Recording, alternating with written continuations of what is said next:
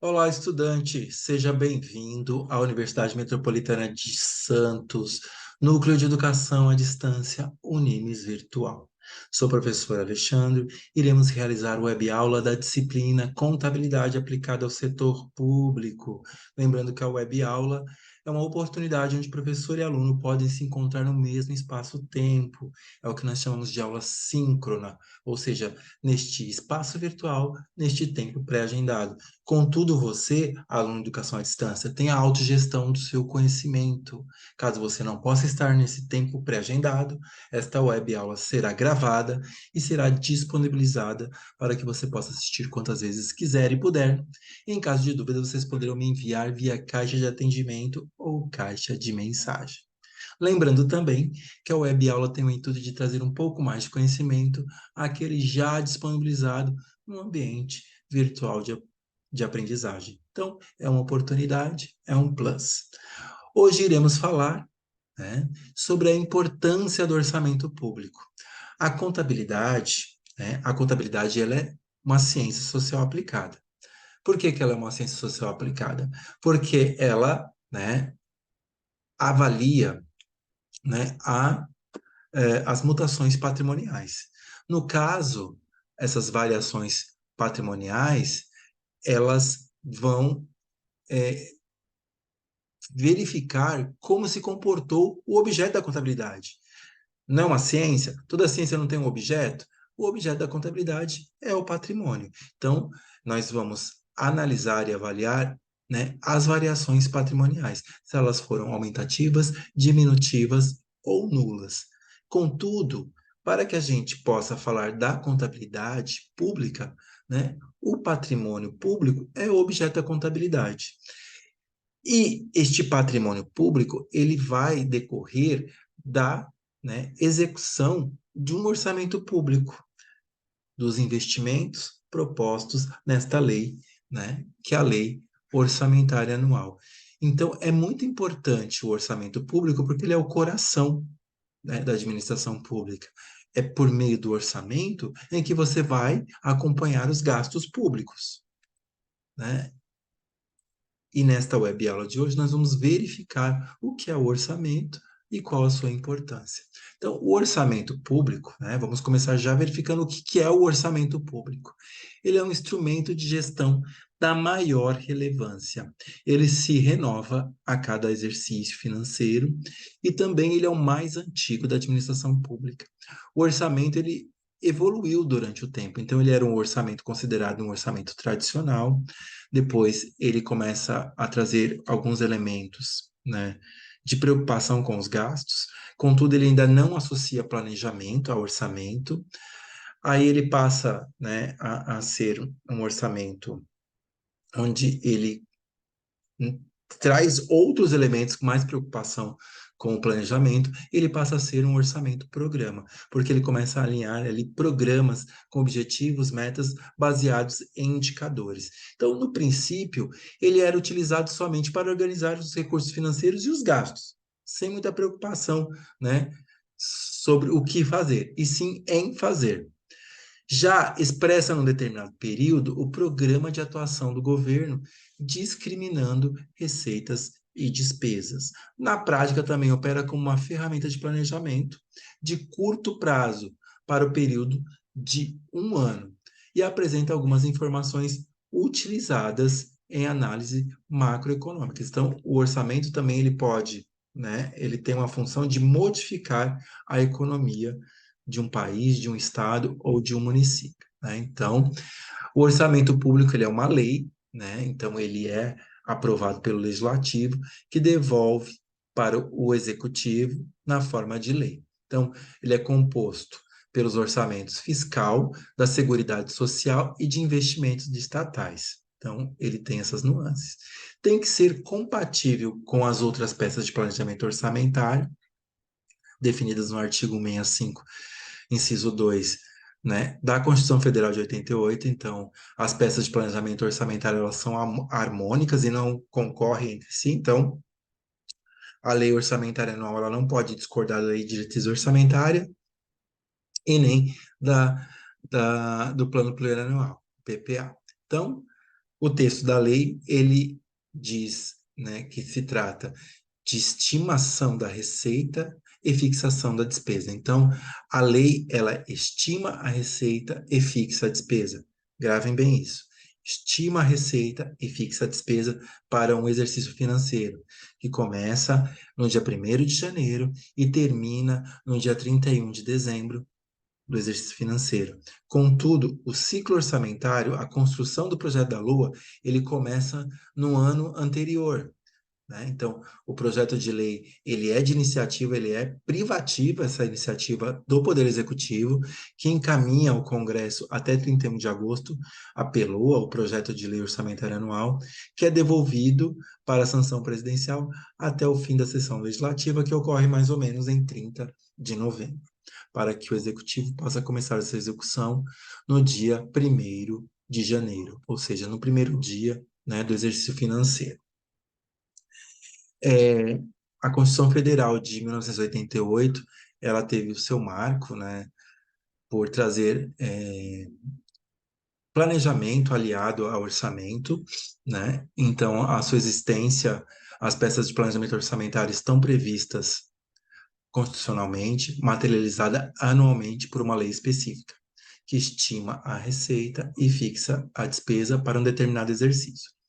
É o que nós chamamos de princípio da anualidade. Então, o orçamento ele deve ser executado durante um exercício financeiro. Então, não pode ter mais que um orçamento, ou um orçamento também ele não pode ultrapassar esse exercício financeiro. Por causa dessas características, as despesas só poderão ser realizadas se forem previstas ou incorporadas ao orçamento, tá? Então, é o princípio da previsão orçamentária. Caso você não prevê uma despesa, você poderá incluí-la, né, por meio de mecanismos próprios e legais, chamados créditos adicionais, né? Existem também funções do orçamento, né? São funções que visam o quê? Modificar a economia. Então, quando falamos em funções de orçamento público, nós estamos nos referindo às funções econômicas do Estado, ou seja, o papel que o Estado, e quando eu digo Estado, se remeta a governo, na gestão das finanças públicas. E nós temos, então, a função alocativa. Essa função, ela visa a promoção de ajustamento na alocação de recursos, tá? Então, ela tem ali um viés de mercado. Nós temos a função distributiva, que ela visa a promoção de ajustamento na distribuição de renda. Então, nós temos uma função mais social. E nós temos a função estabilizadora, que ela visa a manutenção da estabilidade econômica, né, por meio do orçamento, né, elaborado pelo Estado. Então, quando nós falamos de função alocativa, e é muito importante ter essa ideia que o orçamento ele não é um mero instrumento de gastos, ele também tem uma função própria, né? A função alocativa ela corresponde à atuação dos governos na complementação da ação do mercado. Então, falou em complementação de mercado, né? Nós estamos falando de função alocativa. Quando falhas no sistema econômico são detectadas, sem que o mercado consiga dar conta, o Estado tem a capacidade de alocar, ou seja, disponibilizar recursos para corrigir eventuais distorções. Um exemplo é quando o Estado detecta a existência de monopólios, ou seja, né, grupos que detêm, né, um viés econômico, que causam um sobrepreço ao conjunto de consumidores. Neste caso, o Estado tanto pode atuar para aumentar a concorrência, ou até mesmo assumir a atividade e tornar o monopólio público, tá? Então, ele assume esse mercado, né, objetivando o quê? Quebrar esse monopólio, né? Então, a função alocativa visa o quê? O ajustamento na alocação desses recursos. É o Estado oferecendo determinados bens e serviços necessários e desejados pela sociedade.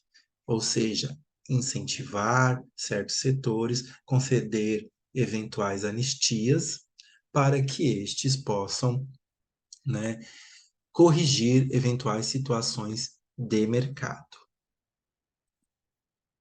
Já a função distributiva, esta função se refere à capacidade do Estado de cobrar impostos, né? Então, de determinados setores para disponibilizá-lo em setores mais necessitados. Ou seja, é por meio desta função que o Estado realiza a organização e a distribuição da renda resultante dos fatores de produção. Quais são os fatores de produção? Capital, trabalho e terra. E da venda dos serviços desses fatores no mercado. Na prática, é o governo se utilizando do orçamento para promover políticas de distribuição de recursos públicos como forma de tentar resolver problemas sociais e econômicos. Então, esse viés social, ele está dentro, né, da função distributiva. Os instrumentos mais utilizados são os sistemas de tributo e as transferências. Por exemplo, imposto de renda, ele é cobrado conforme, né, o poder aquisitivo, ou seja, distribuindo este pagamento. Então, quanto maior o salário, mais capacidade de tributar a pessoa tem, o sujeito tem. Em contrapartida, estes tributos, eles são transferidos, né, para a sociedade na forma de bolsas, como, por exemplo, né, é o Bolsa Família, visando o quê? Combater desequilíbrios regionais e sociais, promovendo o desenvolvimento das regiões e classes menos favorecidas. Então, sempre que tem um viés social, nós temos, né, que manter o nosso pensamento, que é a função distributiva. Então, visa promoção e ajustamento na distribuição de renda. Então, distribuição de renda, né, caráter social, função distributiva. Por fim, nós temos a função estabilizadora, que é o quê? É o que se relaciona ao uso da política orçamentária com o objetivo de manter o pleno emprego e a estabilidade econômica e o controle de preços. Então, ela vai diretamente na economia. Tá? Então, essa política ela pode se manifestar diretamente, né, por meio da variação dos gastos públicos em consumo e investimento, ou indiretamente pela redução das alíquotas de impostos que eleva a renda disponível no setor privado. Nada mais é do que fomentar, né, a economia. Então, quando está tendo poucas vendas, né, o que tende a ocorrer? Né? Por exemplo, uma montadora de veículos, né, que, né, gira a economia de um país, está vendendo poucos carros. Isso tende ao quê? Né? A desestabilizar economicamente, né, né, o mercado, e aí coloca em risco o pleno emprego, né? Por quê? Porque os veículos estão com um determinado valor, né, que pode ser eventualmente de difícil acesso, né, de toda a população.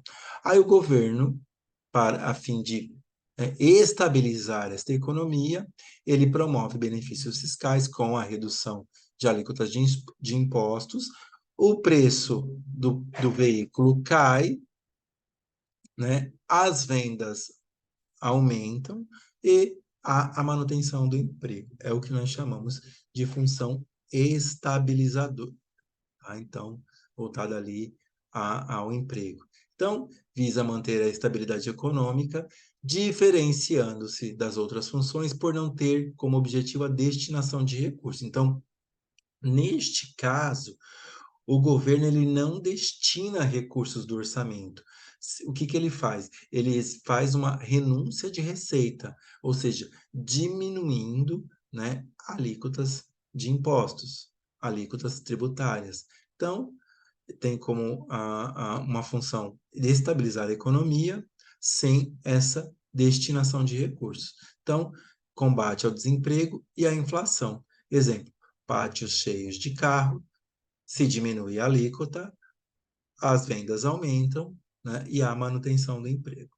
O campo de atuação dessa função é principalmente a manutenção, né, de elevado nível de emprego e a estabilidade nos níveis de preço, tá? Então, uma coisa termina puxando a outra, né? Então, quando há a manutenção, né, dos níveis de preço, né, há a estabilidade do emprego. Para que vocês possam compreender, né, a importância, né, da função econômica, eu trouxe aqui algumas questões que caíram em provas, né, para que vocês possam pensar um pouco, né? Então, fazer só um breve resumo aqui, né? A função alocativa, a função distributiva e a função estabilizadora. A função alocativa visa manter a manutenção do mercado, né? Como, por exemplo, combater monopólios. A função distributiva, ela tem um caráter social, né? Então, ela visa ali manter uma distribuição de renda. E a função estabilizadora, diferente das anteriores, ela não destina recursos. Ela tem um caráter da manutenção do emprego e a estabilização dos preços por meio da taxa, né, da alíquota, né, de tributos. Então, a intervenção do governo sobre o crescimento das despesas privadas e governamentais de consumo e investimento por meio do controle de gastos públicos, dos créditos e do nível de tributação relaciona-se a qual função? Nós acabamos de falar sobre isso. É a função onde não há a destinação de recurso, né? Mas é o controle de gastos e, né, do nível de tributação, né? Qual que é essa função? É a função estabilizadora, é a última função que nós estudamos. Ela não, né, destina recursos, mas ela, né, controla os gastos por meio do nível de tributação. Vamos a mais uma questão. Esta é uma questão da FUNCAP de 2014. E o que ela diz? No âmbito das finanças públicas, há uma classificação de funções econômicas dos estados, conhecidas como funções fiscais ou funções do orçamento, que se manifestam em ação estatal na economia. A função econômica do Estado aciona para tentar resolver problemas de oferta de bens públicos e como se denomina essa função, tá? Então, nós temos aqui funções econômicas do Estado, né? A função aciona-se para tentar resolver problemas de oferta de bens públicos. Esta é uma função alocativa, né? Por quê? Porque ela visa corrigir, né, funções econômicas do Estado, ou seja, que se manifestam numa ação estatal na economia. É uma situação de mercado, diferentemente, como se tivesse falado da manutenção da tributação, ou, né, uma correção de uma má distribuição de renda. Então, como é o caso da função distributiva e o caso da função estabilizadora. Esta aqui está numa ação estatal, ou seja, uma ação de mercado. Vamos ver mais uma questão? Esta é uma questão da CESP de 2016. A função do orçamento público, que visa melhorar a posição de algumas pessoas em detrimento de outras e com isso corrigir falhas do mercado, é denominada função de.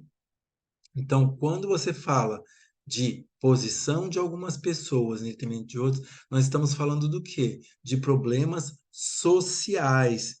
E o que visa corrigir essa distribuição de renda, este problema de pessoas em detrimento de outras, cujo mercado não é capaz de atingir é a função distributiva, completando assim, né, as nossas 3 funções do orçamento.